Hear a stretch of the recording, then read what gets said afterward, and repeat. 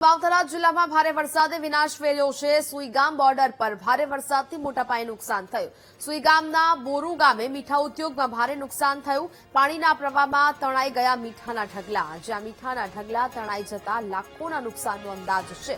મીઠું પકવતા અગરિયાઓએ સરકારને મદદ માટેની અપીલ કરી છે। પાણીમાં મીઠાના ઢગલા તણાઈ ગયા છે। ભારે વરસાદ બાદની આ પરિસ્થિતિ। સુઈગામના બોરુ ગામે મીઠા ઉદ્યોગમાં ભારે નુકસાનના દ્રશ્યો જોવા મળ્યા છે।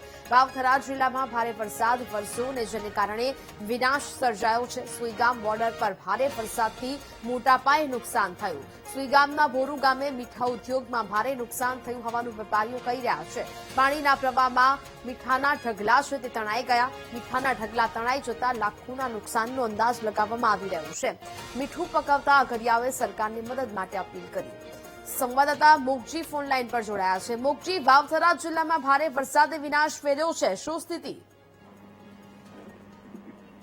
બનાસકાંઠામાં છેલ્લા 24 કલાક દરમિયાન 4 થી 5 ઇંચ જેટલો જે વરસાદ વરસ્યો હતો, ત્યારે બોર્ડર વિસ્તારમાં જે સરહદી વિસ્તાર હતો જે સુઈગામ પંથક, તેમાં પણ જે વરસાદ ભારે થવાથી અનેક જગ્યાએ પાણી ભરાયા છે। ત્યારે જે બોર્ડર વિસ્તારમાં મોટું નુકસાન પણ સામે આવ્યું છે। બોર્ડર વિસ્તારમાં બોરુ ગામે જે મીઠા ઉદ્યોગ છે તેમાં ભારે નુકસાન થયું છે।